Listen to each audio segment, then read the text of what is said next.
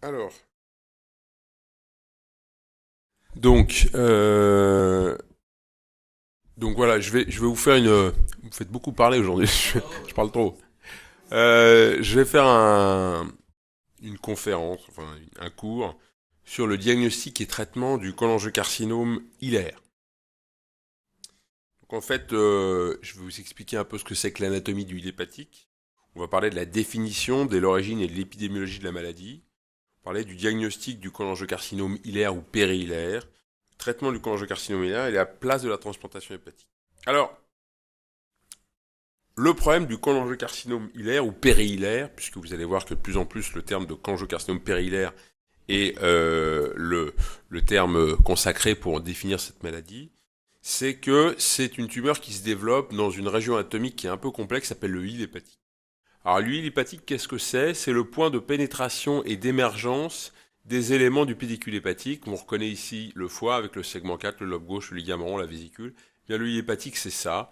C'est quelque chose qui contient des éléments vasculaires qui sont artériels, qui sont portaux, et évidemment la voie biliaire. Alors qu'est-ce que c'est que cette convergence biliaire? La convergence biliaire, c'est la réunion des gros canaux du foie. Vous avez ici le canal gauche, et avec le segment 3, le segment 2, les éléments du segment 4, des éléments qui viennent du segment 1 qui ne sont pas représentés ici, qui se jettent souvent dans le canal gauche, et puis souvent aussi dans la convergence biliaire elle-même.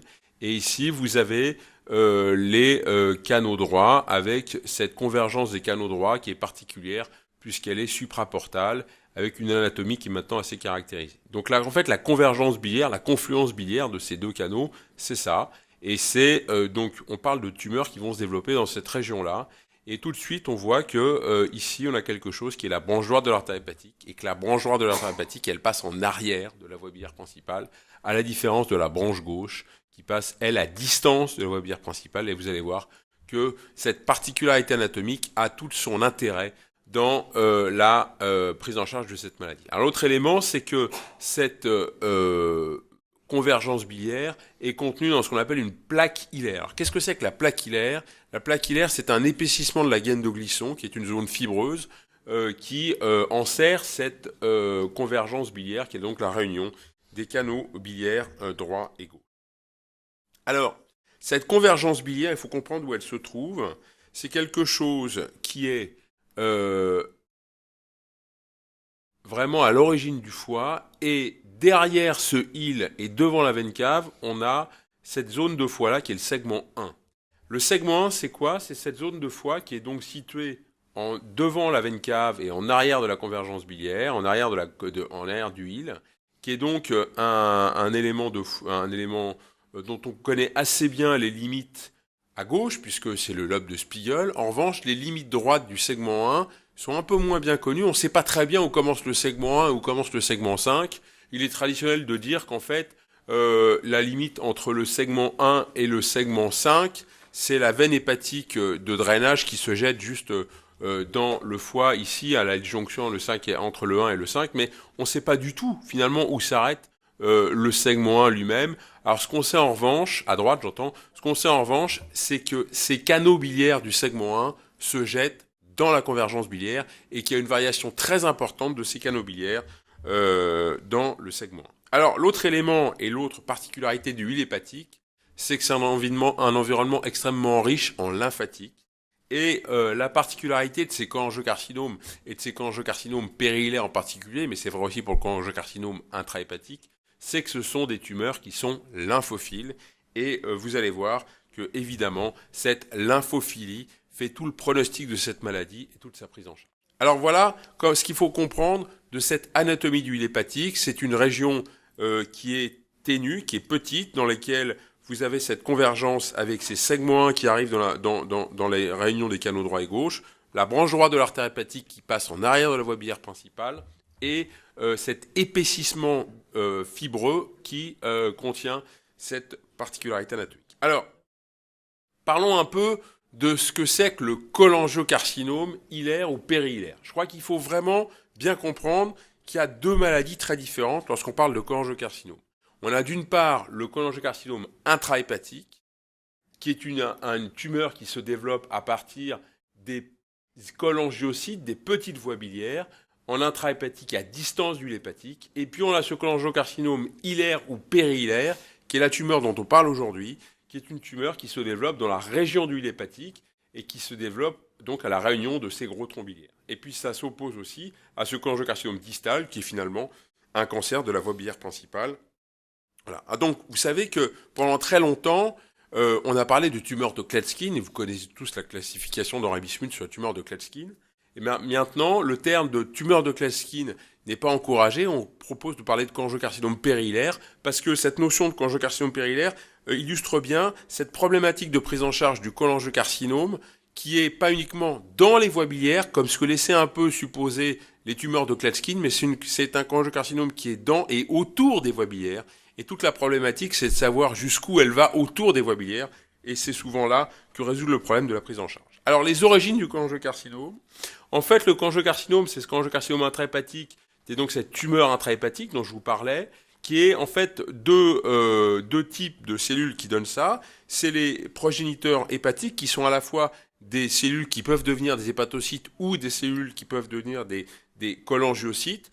Et donc, c'est pour ça que il y a parfois des formes un peu mixtes entre le cholangiocarcinome et le carcinome hépatocellulaire, et c'est parfois des formes de ce qu'on appelle des hépatocholangiocarcinomes, qui sont des tumeurs à race agressive. Et l'autre chose, c'est les cholangiocytes, c'est-à-dire des tumeurs, des cellules qui sont intrahépatiques à distance. Vraiment, en intrahépatique, c'est des petites voies biliaires. Et puis, ce cholangiocarcinome périhilaire, qui est le cholangiocarcinome dont on parle actuellement, c'est vraiment quelque chose qui se développe à partir des cholangiocytes des gros troncs, et c'est très important parce qu'on ne le savait pas jusqu'à peu de temps, à propos des glandes péribiliaires.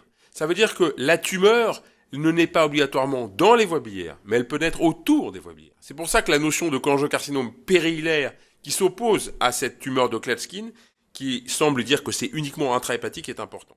Alors, on comprend bien, lorsqu'on a compris d'où venaient ces deux types de tumeurs, que finalement, les facteurs de risque des cholangiocarcinomes hilaires ou périhilaires sont pas les mêmes que les facteurs de risque des cholangiocarcinomes intrahépatiques. Finalement, les cholangiocarcinomes intrahépatiques, c'est dans 35% des cas des hépatopathies associées. Finalement, les cholangiocarcinomes intrahépatiques sont la deuxième cause de tumeurs primitives du foie. Elles se développent dans 35% des cas sur des hépatopathies, des hépatovirales B, C, alcooliques, hémochromatosis, maladie de Wilson, syndrome dysmétabolique, diabète. Finalement, on retrouve exactement les mêmes facteurs de risque que ceux qu'on retrouve dans le carcinome hépatocellulaire. Et ça s'oppose finalement à ce cholangiocarcinome hilaire ou périhilaire, où là on retrouve des facteurs de risque qui sont des facteurs de risque de cholangiopathie. Et le cholangiopathie, c'est quoi? C'est la cholangioschlérosante primitive, la maladie de Caroli et ou la maladie kystique des voies biliaires, les anomalies de la jonction bilio-pancréatique et dans une certaine région du monde, les infections parasitaires en Asie du Sud-Est, parce qu'il y a une parasitose particulière avec une incidence très élevée, en particulier en Thaïlande et au Laos, qui va jusqu'à 100 pour 100 000 habitants. Donc on voit bien qu'on a deux maladies différentes, une maladie du parenchyme hépatique et des petites voies biliaires intrahépatiques, et de l'autre côté une maladie des gros troncs biliaires, qui a donc une maladie qui est associée à des maladies inflammatoires du tube digestif. Alors, ce qui est intéressant, c'est que ce cholangiocarcinome intrahépatique, donc cette tumeur qui se développe dans le foie, est une maladie qui augmente en incidence. Et on a actuellement 1,5 pour 100 000 habitants. Il faut savoir que l'incidence du CHC, c'est à peu près 10 pour 100 000. Donc on est quand même une maladie quand même beaucoup plus rare. Mais on voit indiscutablement une augmentation d'incidence de cette maladie, probablement parce que ce cholangiocarcinome intrahépatique, non seulement on le connaît mieux, on est mieux capable de l'identifier parce que c'est des profils immunohistochimiques particuliers, mais l'autre élément, c'est que on a maintenant des patients qui vivent de plus en plus vieux avec des hépatopathies et qu'on laisse probablement aux gens le temps de développer ce type de cancer, parce que justement ils vivent très longtemps avec des hépatopathies, et peut-être que des agressions répétées sur des carcinomes hépatocellulaires peuvent transformer certains cholangiocarcinomes en cholangiocarcinomes intrahépatiques. Ça a été évoqué en particulier pour la chimioembolisation. En revanche, ce qui démontre bien que c'est pas du tout la même maladie, le pronostic du cholangiocarcinome périhilaire, l'incidence du cholangiocarcinome périhilaire est stable dans le temps, autour de 0,5 pour 100 000 habitants. Donc vous voyez qu'on est quand même dans une maladie extrêmement rare, puisqu'il y a entre 400 et 500 nouveaux cas par an en France de cholangiocarcinome périhilaire. Donc c'est une maladie rare, mais c'est une maladie qui existe. Alors, le problème, c'est qu'il faut être capable de faire le diagnostic de cholangiocarcinome périhilaire. Le diagnostic de cholangiocarcinome périhilaire est un diagnostic difficile, parce que c'est une petite tumeur dans un endroit qui est difficile d'accès et qui a des diagnostics différentiels. Donc on va voir ensemble comment on fait le diagnostic. Ce sont des signes fonctionnels, cliniques, biologiques, des signes radiologiques, des diagnostics différentiels, des situations difficiles, et on va essayer d'évaluer comment se sortir de ces situations difficiles. On va voir finalement, une fois qu'on a posé le diagnostic, quel est le bilan d'extension qu'il faut faire d'un cholangiocarcinome périhilaire et quels sont les intérêts et les limites de la classification actuelle de la maladie. Alors la sémiologie et la biologie, eh bien, dans l'immense majorité des cas, c'est un prurite et ou un ictère nu dans 70% des cas, avec une perte de poids dans 50% des cas, qui est souvent d'ailleurs lié plutôt à un ictère avec une carence en vitamine K et le fait de ne plus avoir d'absorption. On a une vésicule qui est biliaire, qui est non palpable, avec des ondes de grattage. Pourquoi ? Parce que c'est un obstacle qui est au-dessus de la vésicule biliaire, à la différence du cancer du pancréas qui est en dessous. Donc vous n'avez pas cette grosse vésicule distendue qui est classique dans le cancer du pancréas, qui est l'autre cause d'ictère nu. Et biologiquement, vous avez une cholestase et un ictère. Attention à la SCE qui est normale dans 30% des cas, avec un CA19,9 qui est souvent élevé, mais souvent du fait d'une cholestase, puisque vous savez que la cholestase fait augmenter le CA19,9. Vous avez une baisse du TP par carence en vitamine K, et souvent une dénutrition avec une albumine inférieure à 30 grammes, du fait justement de cette carence en vitamine K et de cette dénutrition. Alors le premier examen qu'on fait souvent, c'est une échographie hépatique. Sur cette échographie hépatique, on va retrouver une dilatation isolée des voies biliaires intrahépatiques avec une vésicule biliaire non distendue. Ça, c'est un diagnostic qui doit vous faire évoquer un obstacle biliaire haut placé au-dessus de la vésicule biliaire, parce que la vésicule biliaire est plate, il n'y a pas de cholestérol, il n'y a pas de stase biliaire. Et donc, devant cette situation, on doit évidemment continuer l'examen par un scanner abdominal. C'est un scanner abdominal injecté aux 3 temps, un scanner abdominal au temps artériel et au temps portal. Donc, la particularité du cholangiocarcinome périhilaire, c'est que on voit quasiment toujours une masse. Si vous n'avez pas de masse visible au scanner, avec les scanners qu'on a actuellement, qui sont des scanners en coupe fine, il faut remettre en doute le diagnostic. Donc vous avez un petit syndrome de masse visible, et vous voyez très très bien ici, ce petit syndrome de masse visible, avec une prise de contraste, qui est parfois un peu comme un carcinome hépatocellulaire, et la particularité, la persistance du rehaussement au temps portal. Pourquoi ? Parce que c'est des tumeurs fibreuses, qui gardent avec leurs petites mains le produit de contraste et donc vous voyez au temps portal un petit rehaussement. Et ça, c'est un cholangiocarcinome périhilaire typique où vous voyez ici ce petit rehaussement qui est persistant au temps portal. Alors que si ça avait été un carcinome hépatocellulaire, eh bien, ça aurait disparu parce que justement, il n'y a pas ce côté fibreux qu'on trouve dans le cholangiocarcinome, qui soit périhilaire ou qui soit intrahépatique d'ailleurs, parce que justement, c'est fibreux. Alors ensuite, on fait une IRM. Sur cette IRM, vous avez la même chose, mais en plus, vous avez des séquences de diffusion, et ces séquences de diffusion vont vous vous apporter des diagnostics en faveur d'une maladie tumorale. Alors attention, la diffusion est aussi positive lorsqu'il s'agit d'une inflammation, et on va voir que la problématique de ce cholangiocarcinome périhilaire, c'est que on peut avoir des réactions inflammatoires, des tumeurs inflammatoires des voies biliaires, qui donnent des choses comme ça. Ce qui est très important, c'est que on doit faire cette analyse sémiologique avant tout drainage radiologique. Parce qu'une fois que le drain a été mis en place, on a beaucoup plus de difficultés à connaître les limites de ce cholangiocarcinome périhilaire.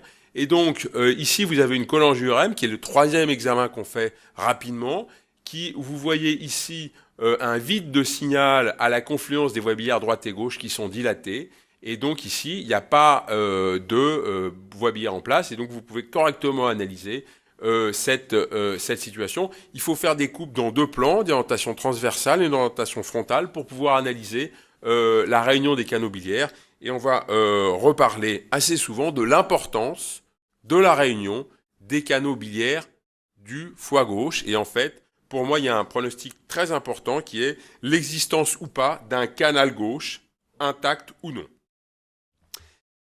Voilà pour le bilan d'extension ou le bilan de prise en charge d'un patient qui est potentiellement porteur d'un cholangiocarcinome périhilaire ou hilaire. Et donc, on va avoir quand même toujours en tête l'existence de diagnostics différentiels qui sont présents et qui sont une vraie difficulté diagnostique. Il faut savoir qu'on disait que jusqu'à un certain, il n'y a pas encore très longtemps, il y avait 10 à 15% des patients qui étaient resséqués avec des diagnostics de cholangiocarcinome périhilaire qui finalement sur la pièce n'avaient pas de cholangiocarcinome périhilaire mais une autre maladie. Alors je pense que ce chiffre est un peu plus bas actuellement, mais il y a encore des erreurs.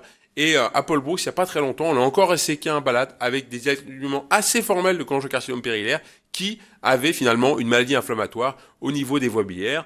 Heureusement que les choses se sont bien passées, mais ça existe encore. Et je pense que le bon élément pour ça, c'est pour faire la différence entre l'existence ou pas d'une véritable maladie, c'est l'existence d'une masse. Si vous n'avez pas de masse du tout au niveau de votre scanner abdominal injecté, méfiez-vous que ça ne soit pas une tumeur inflammatoire du digestif. Et on va en reparler un tout petit peu aussi du problème du pancréas. Alors, le bénin, c'est les sténoses inflammatoires avec GG4, c'est exactement ce que je viens de vous parler. La candidose sclérosante primitive, puisque vous avez certaines sténoses qui ne sont pas dégénérées, qui peuvent donner des aspects de cholangiocarcinome. La sténose post-traumatique ou ischémique des voies biliaires, on peut avoir des patients, même très tardivement après des plaies biliaires, qui peuvent avoir des choses qui font évoquer un cholangiocarcinome périhilaire. La compression biliaire due à un cavernome portal, ce qu'on appelle la biliopathie portale, c'est une maladie qui est rare mais qui existe. C'est une maladie qui peut être associée au cholangiocarcinome périhilaire, donc il faut se méfier. On peut avoir des patients qui ont des cavernomes portes et un cholangiocarcinome périhilaire. Donc il ne faut pas considérer qu'on ne peut pas, on peut penser qu'il s'agit d'une biliopathie portale et finalement on s'est trompé, c'est bien un cholangiocarcinome périhilaire. Il faut être très très attentif avec cette entité, c'est vraiment la difficulté. Ça peut être un syndrome de Myrizi, qui est donc cette réaction inflammatoire au niveau de la partie basse de la vésicule biliaire. Ça, c'est pour le bénin. Donc, c'est terrible de faire des opérations aussi importantes que pour le cholangiocarcinome périhilaire pour des maladies bénignes. Et le malin, alors ça, c'est quoi? C'est le cholangiocarcinome intrahépatique étendu au île.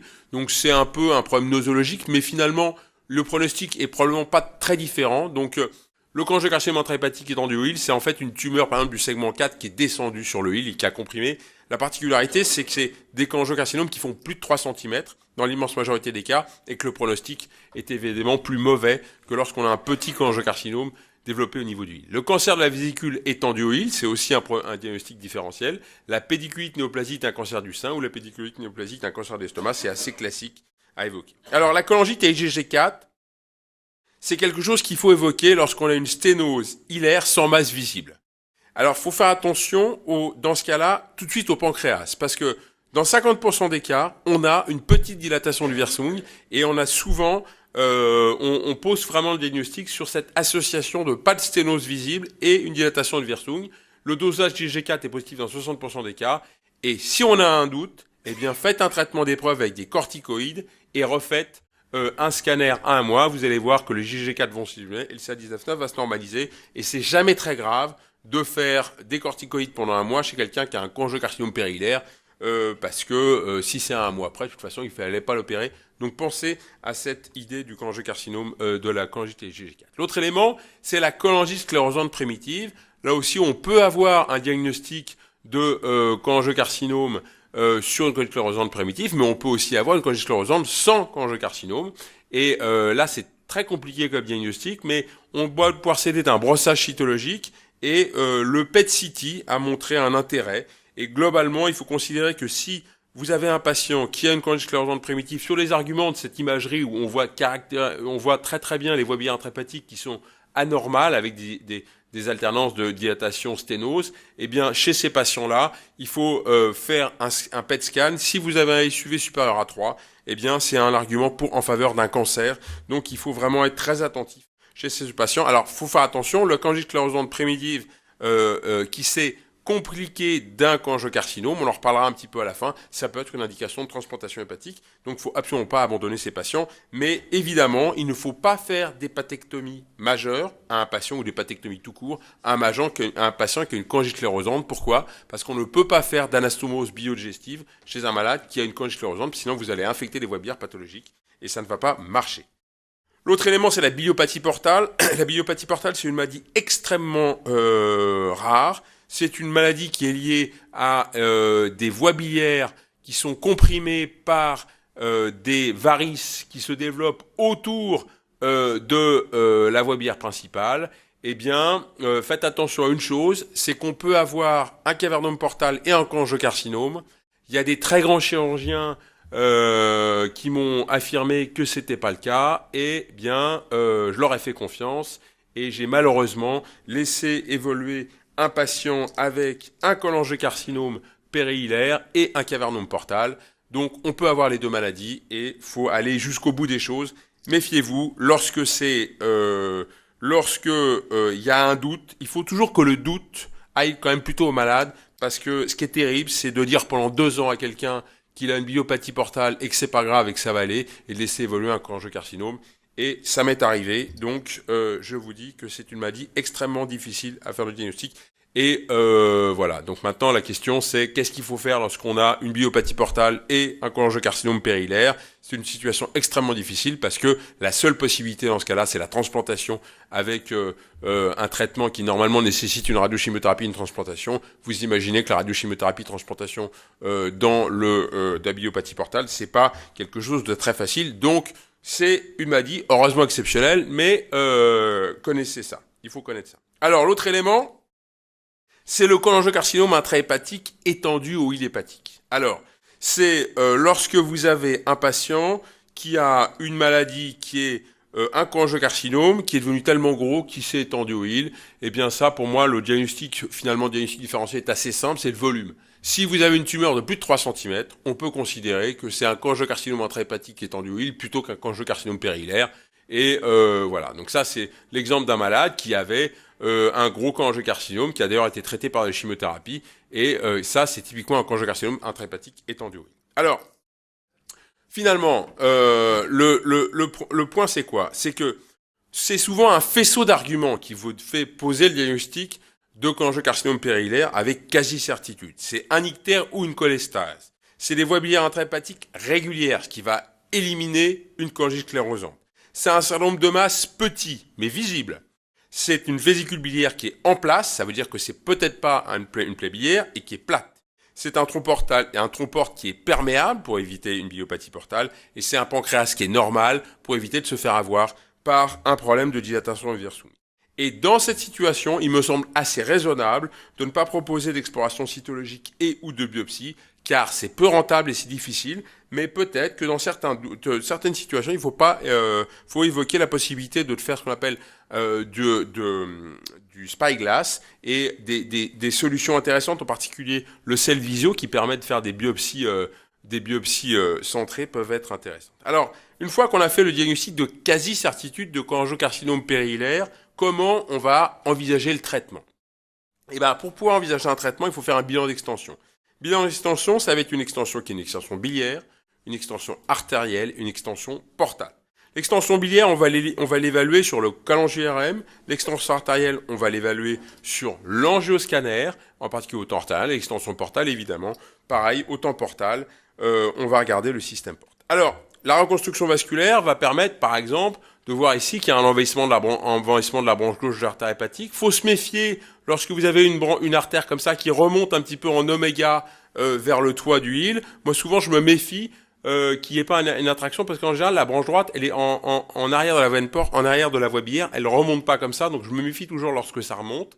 Il y a ici un envahissement de la branche porte gauche, et vous voyez, cette patiente a une extension biliaire ici, avec une atteinte artérielle, une atteinte portale, et c'est quelque chose que tout de suite on voit sur le scanner. Alors l'autre chose, c'est l'extension biliaire. Alors l'extension biliaire, il y a une vision qui est celle de Bismuth et Corlett, qui en 1975, il y a donc assez longtemps, a considéré l'extension en fonction de l'extension le long de l'arbre biliaire. Donc en fait, vous avez un type 1 lorsque vous avez une tumeur qui démarre en dessous de 2 cm de la convergence, donc elle est ici, donc vous avez une convergence ici qui est respectée. Bon, globalement, le type 1, c'est une tumeur de la voie biliaire principale, pour la faire simple. Ensuite, vous avez le type 2, qui est une tumeur qui sépare les canaux